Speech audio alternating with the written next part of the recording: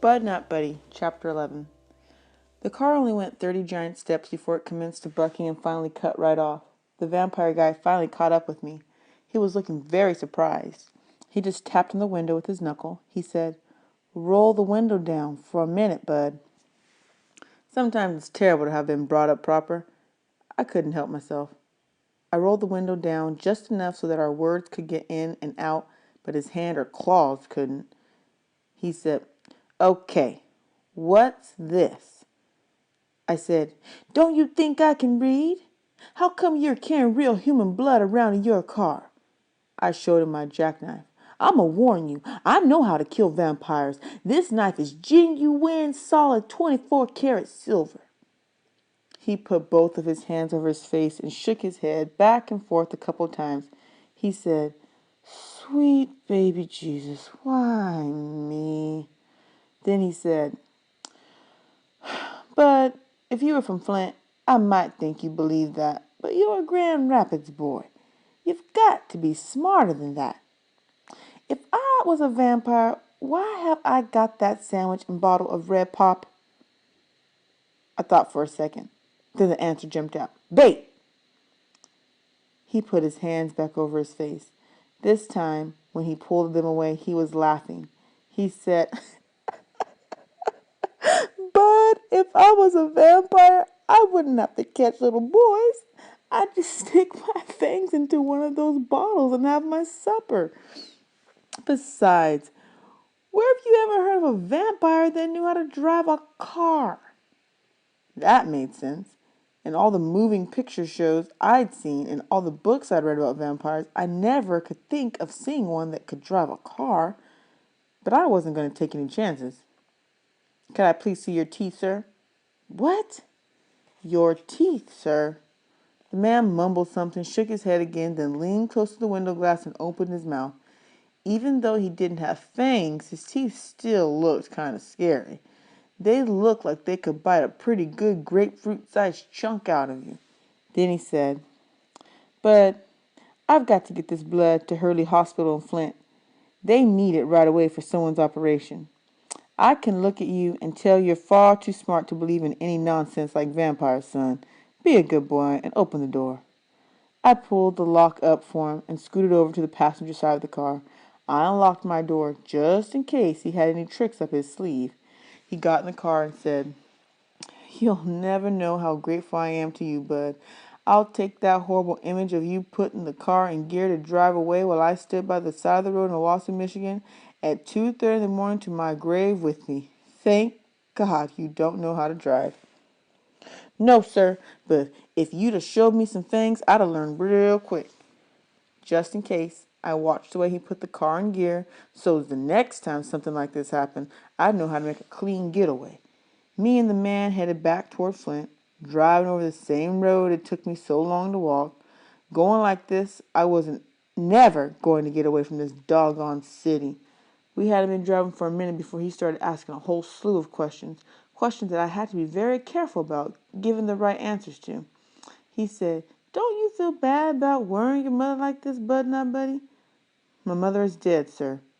Most times if you tell an adult that, they'll leave you alone. But not this man." "What? I'm sorry to hear that, Bud. So you stay with your daddy?" "Yes, sir." "Right in Grand Rapids?" "Yes, sir." "What's his name? Does he work for the railroad?" "No, sir." The seed started sticking its head out further and further. "His name is Herman E. Calloway, and he plays the biggest doggone fiddle you'll ever see." The man shouted. "What?" I said, "Really, sir, I swear for God it's the biggest fiddle in the world." He said, "I know your father. Everybody in Grand Rapids does." I didn't say anything. He said, "Well, I'll be. You know, at first glance, I wouldn't say you look that much like Herman, but now that I look at you, I suppose you do. Of course, he's quite a bit bigger, if you know what I mean." This was the best news I had all day. My face nearly split in half from my giant smile. "Yes, sir. Folks say I'm the spitting image of my old man." He really started shooting the questions at me. So to stop him, I said, "Sir, can I please have the sandwich and the rest of the red pop before I answer any more questions?" He slapped his forehead and said, "Oh, I'm sorry. But I was so surprised about who you are and so happy that you didn't drive off that I forgot all about our deal. He handed me the sandwich and the pop and the apple. I was so hungry that I forgot all about scraping the mustard off the bologna sandwich, and even like that, it was the best sandwich I'd ever had in my life. Bud, he said, my name's Mr. Lewis. Now, if you were about 15, 20 years older, you could call me Lefty, but you're not, so you can't. Mr. Lewis will do just fine. I shoved the part of the sandwich that I was chewing into the side of my mouth so I could say, yes, sir, Mr. Lewis, sir. He said, I'm not ashamed to admit it. You gave me a scare tonight that I'll never forget. I just know I'll be having nightmares about meeting you for the rest of my life. I'll wake up in a cold sweat many a night with the picture of you in my car pulling away with that blood on the seat. I can see it all now. I'll be sound asleep, deep in the middle of a Ruth Dandridge dream, when all of a sudden I'll be standing on the side of the road in Wausau, Michigan at 2:30 in the morning, and I'll be seeing my car and that blood pull away with nothing of you showing but that little peanut head of yours peeking up over the dash. He looked at me out of the side of his eye. Anyone ever tell you got a little peanut head? I glugged down the pop I'd been swishing around in my mouth and said, no, sir. Well, he said, this may be the first time, unless you undergo some major surgery. I'll bet it won't be the last. Yes, sir. He waited a second, then sounded kind of disappointed when he said, don't take it so seriously, Bud. I'm teasing, you know. I started in on the apple. Yes, sir. Ever been in the Army, Bud? No, sir. Well, I've got to tell you, I haven't heard so many sirs since I was back at Fort Gordon in Georgia training for the big war. I almost said, yes, sir, but I looked at him and guessed he was still teasing. I took another drink of the red pop and saw that when I was raising the ball, I'd accidentally let some of the sandwich slip out of my mouth down into the pop. There were a couple of chunks of chewed up bread, a blob of bologna, and some of the mustard swimming around the bottle. The mustard was real pretty. It looked like some kind of magical fog. Every time I moved the bottle, the mustardy smoke went into different kind of shape. Lefty Lewis said, how about sharing that pop, Bud? Uh-oh. He took one look and handed it back. He said, nothing personal, Bud. I've raised 3 kids and have 2 grandkids. I learned the hard way about drinking after young folks. But I do believe you need to get in and see a doctor soon, son. It looks to me like you've got a serious backwash problem.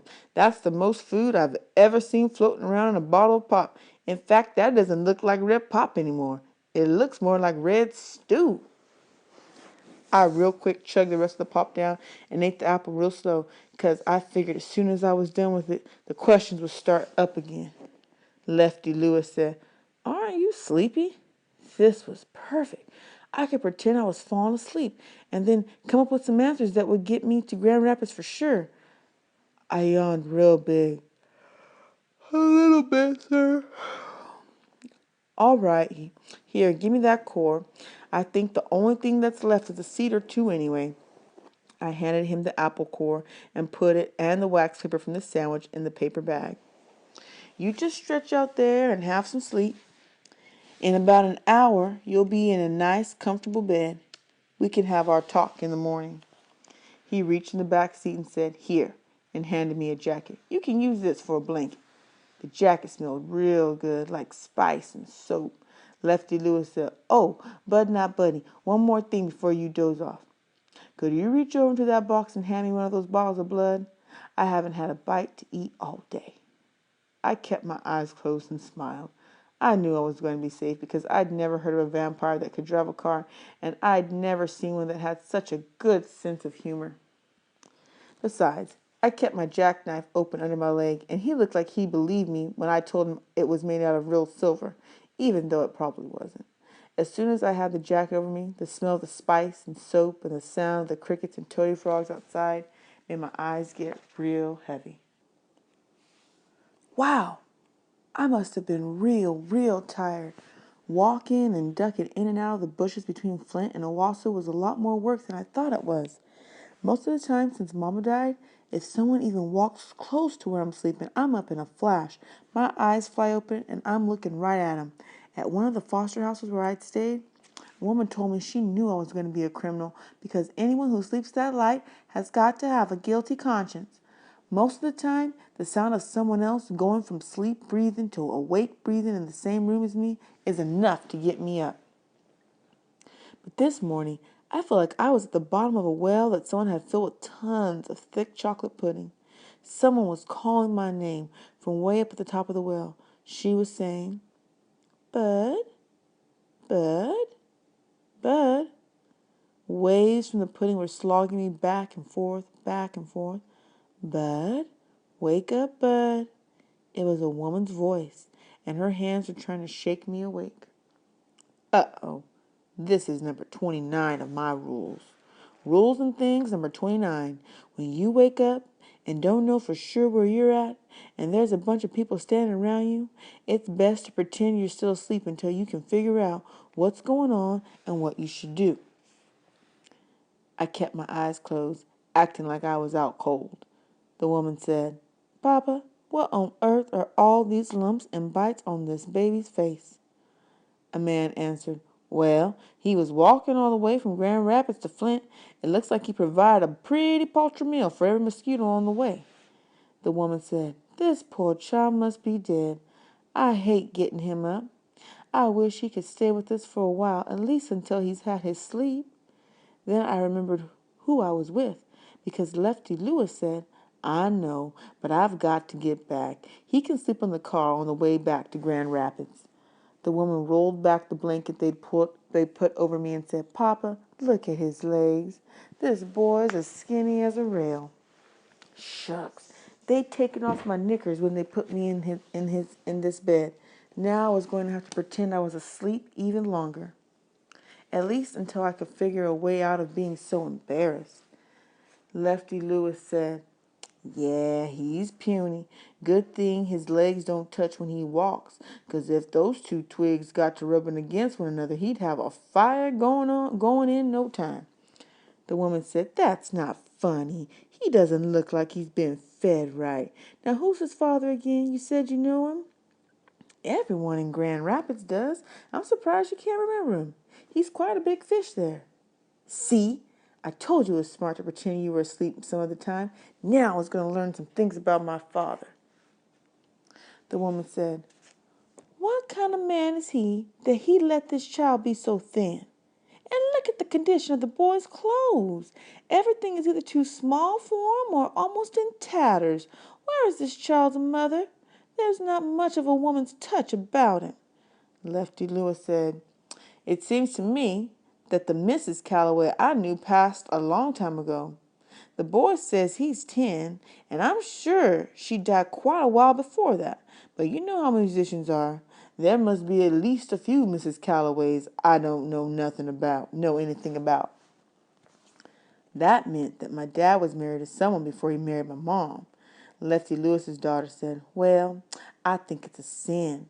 I'm of half a mind to keep this boy for a while to put some fear in his daddy's heart, but he probably wouldn't even miss him."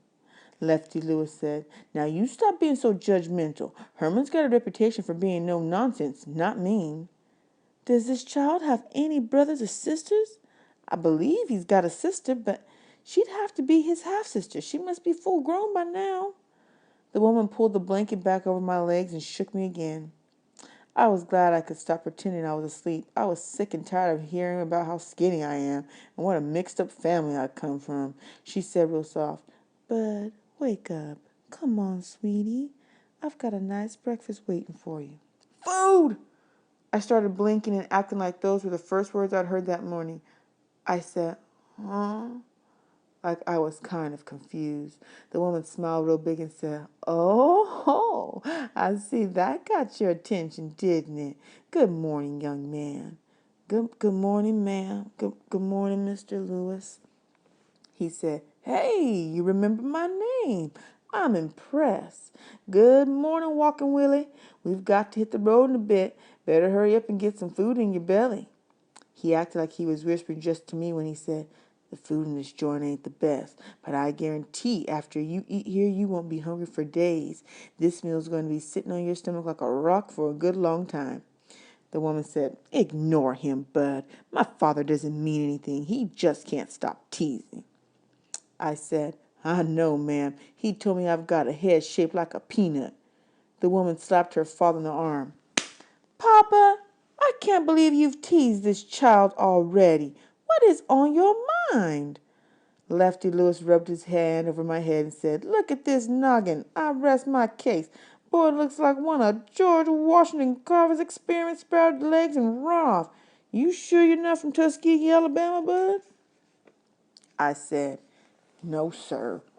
The woman sucked in her lower lip and swallowed a smile before she said, See, but he can't help himself. But he really doesn't mean anything, do you, Papa? The way she asked that you'd have to be pretty stupid not to know how to answer her. Lefty Lewis said, Not a thing. It's just that you... His daughter spoke up. My name is Mrs. Sleep, Bud. Pleased to meet you, ma'am.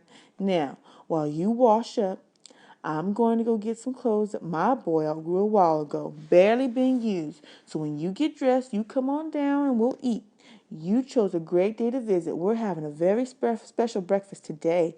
Pancakes, sausages, and toast, and a big glass of orange juice. You can meet Scott and Kim, too. How's that sound? That sounds real good, ma'am. Thank you very much. Don't mention it. It's a pleasure to have such a well-mannered young visitor. Mrs. Sleet and Lefty Lewis left the room. As soon as they were a little bit down the hall, I could hear her starting on scolding her father again. I just can't believe it. You know, Mama was right about you. All I could hear next was him mumbling some answer, then her slapping his arm again. After I got out of the bathroom, I saw that Mrs. Sleet had put some clean clothes on the bed. My old clothes were gone, all except for my drawers, which I hadn't taken off. She even put clean drawers out for me, so when I put them on, I stuck my old ones down in the pocket of my new pants. I could ditch them when I got to Grand Rapids. It's too embarrassing to have strangers look at your dirty drawers, even if the stranger's as nice as Mrs. Sleet. The new clothes were just a little bit too big, but they were long pants and not knickers, so I didn't care. I rolled the cuffs into the pants and sleeves, and they fit pretty doggone good.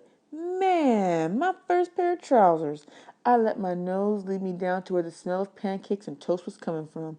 The Sleets had a room for eating, and it had a great big table right in the middle of it. The first thing I noticed was a huge pile of pancakes sitting on a blue and white plate on the top of the table. Lefty Lewis was sitting with Mrs. Sleet's kids. The little girl had a big smile, and the boy was looking at me kind of hard. It wasn't one of those put-up-your-dukes looks. It was just a look like one dog gives another dog that might be passing through his neighborhood. Lefty Lewis said, Bud, these two worrisome midgets are my favorite grandkids. Kim is my favorite granddaughter, and Scott is my favorite grandson. Of course, they're my only grandkids, so in fairness, you'd have to say they're also my least favorite grandkids. These two kids had had a lot of practice being around their teasing old granddad because they didn't pay him no mind at all. I said, Hi, my name is Bud, not Buddy. The little girl said, That's a strange name, Bud, not Buddy. And even though she was kind of young and scrawny to be teasing folks, I could tell that that was exactly what she was doing. Lefty Lewis laughed and said, That's my girl. Then he went into the kitchen. Scott looked up to make sure the grown folks weren't around and said, You really run away from home? I had to stop and think. It's one thing to lie to a grown-up. Most times adults want to hear something that lets them take their attention off of you and put it on something else. That makes it easy and not too bad to lie to them. You're really just giving them what they want. It's different when you lie to another kid. Most times, kids really do want to know what they're asking you. I guess I've been thinking too long because he said, You run all the way from Grand Rapids to Owasso? Was it because your daddy used to beat you? I could answer that with a swear for God truth. Shucks, my daddy never laid a hand on me in his life. Then how come you run? I didn't like where I was. That wasn't a lie. Well, if you're lying about your daddy beating you, you better scram right after breakfast, 'cause my gramps is taking you straight back home. My daddy never laid a hand on me. The little girl said, Scott, you talk too much. Let him sit down. Then she told me, Mama's going to bring the sausages in a minute. You like sausages? Uh-huh. I'd never had sausages before, but if that was what was making the house smell so good, I was going to love it. Kim said, Good, 'cause my grandpa brought them all the way from Grand Rapids. He always brings us good food, and we're going to share with you 'cause Mama says you're our special guest, and we have to treat you nice. Am I being nice? So far, good. I'll make a deal with you. Uh-oh. What kind of deal? I'll sing a song that I made up all by myself, and when I'm done, I get to ask you one question, and you have to answer and cross your heart. You'll tell the truth. This didn't sound too bad. Okay, here it goes. It took me a very long time to make this song up, so I hope you like it. The boy said, "Oh, brother." Kim sang, "Mommy says no, Mommy says no. I listen, you don't. Wah ha ha ha. The building falls down, the building falls down. You get crushed, I don't. Wah ha ha ha." Boy, that was about the worst song I'd ever heard. Kim stood up and bowed like a princess. I clapped my hands together kind of soft under the table. She said, "Thank you very much." Scott just shook his head. Kim said, "Okay, that's my part of the deal. Now you've got to keep your part and answer my question, any question I ask." "Okay, now you can tell me all about how your mother died." Scott's foot kicked at her under the table. I said, "Who told you my mama died?" The little girl said, "Oops," and stuffed something from her hand into her mouth. "My mama got sick. She died real fast. She didn't feel no pain or no suffering." Kim said, "I hope my mother never dies." Scott said, "Stupid. Everybody's got to die." Kim said, "Ooh, I'm telling Mama you call me stupid." He said, "You do, and I'll tell you you've got one of those pancakes in the pocket of your dress." She shut right up. I told her, "He's right. Everybody's got to die. It's not sad unless they do it real slow and suffer. My mama died so quick and painless that she didn't even have time to close her eyes. She didn't even have time to make a face like she was hurting." Both of Lefty Lewis's grandkids looked real surprised at this news. Mrs. Sleet came into the room with another blue plate covered with little brown pieces of meat. Those had to be the sausages. She saw the way her kids were looking at me with their mouths half open and said, "Now you two aren't talking Bud's ear off, are you?" Scott said, "No, Mama, I'm not, but Kim's coming real close to." Kim said, "I was not. I was just making pleasant conversation." Mrs. Sleet laughed and set the plate on the table right in front of me. Lefty Lewis came out with a big glass jug filled with orange juice and sat down next to me. Mrs. Sleet sat down and said, "Scott and Kim, would you say grace, please?" Everyone ducked their heads down, and the two kids said, "God is great, God is good. Let us thank him for our food. Amen." Then people started passing the big blue plates around and stabbing toast and pancakes and sausages with their forks. I watched to see how much everyone took and tried to take the same. Then I started to watch how much food the two kids put on their fork every time so I wouldn't look like a pig. Lefty Lewis noticed I was taking a long time and told his daughter, "See what I told you, Nina? Poor Bud, now Buddy's so skinny and his stomach has shrunk down so much that just smelling the food has got the boy full. Oh well, I guess that just means more food for the rest of us." Everyone except for me and Mrs. Sleet yelled a big cheer. Eating with the Sleets and Lefty Lewis was really hard to do. Not because they had bad table manners or nothing, but because they talked through the whole breakfast, and they kept trying to get me to talk too. At the home, after grace was said, we weren't allowed to say boo. Eating and being quiet is a hard habit to break. Every time one of these Sleets would talk to me and look at me like they expected an answer, I'd look around first to make sure no one was watching. At the home, if you got caught talking during mealtime, you'd have to get up and leave your food. If these Sleets had to live under those rules, they'd all starve to death. They talked after every swallow. They talked after every drink they took. They talked whilst they were wiping off their lips. Shucks, the little girl Kim talked with milk running down her throat. Some of the time her words got gluggled up in what she was swallowing. And they laughed. Man, did they laugh. It was hard to tell whose story they were laughing at. They were doing so much chattering. Lefty Lewis was talking about radio shows, and Scott was talking about going to a baseball game to watch Lefty Lewis pitch, and Kim was talking about a little girl she didn't like, and Mrs. Sleet was talking about some people called red caps. Kim said to her mother, "Mommy, can't you tell that Bud Not Buddy doesn't know what a red cap is? You gotta explain it better." Mrs. Sleet said, "Oh, sorry, Bud. Red caps are the men who work at the railroad station loading the trains and taking people's bags to their cars. That's what Mr. Lewis does. My husband is a pullman porter. He takes care of the people once they're on the trains." Kim said, "Yeah, our dad gets to travel all over the country on trains for free." Scott said, "That's 'cause he's working. It's not for free. He gets paid to do it." Lefty Lewis swallowed a big hunk of sausage and said, "And you know what, Bud? I bet the thing he misses most is Nina's cooking. I can't tell you how proud I am of how far my daughter's cooking has come. This might be hard to believe, but she used to be such a bad cook that her fried chicken was known to have turned a chicken hawk into a vegetarian." Scott and Kim and Mrs. Sleet started busting a gut. "Yup," Lefty Lewis said. "I brought a friend to Flint a couple years ago, and even though I'd warned him, he tried to be polite and ate 4 of her pancakes. Poor soul held his stomach all the way back to Grand Rapids. Said to me, 'Lefty, I don't mean to show any disrespect, but those weren't pancakes your daughter served me. They were pancakes.'" Mrs. Sleet laughed along with everyone else and said, "Well, I'm sure I don't need to hear any more of this," and picked up the empty sausage plate and went into the kitchen. As soon as she got out of the room, Kim whispered, "Quick, Grandpa, tell Bud not Buddy how many times you had to pull the car over when you two were going back to Grand Rapids so that man could get out and vomit on the side of the road." Before Lefty Lewis could answer, Mrs. Sleet came out of the kitchen with a big wooden spoon and whopped her father a good lick in the head.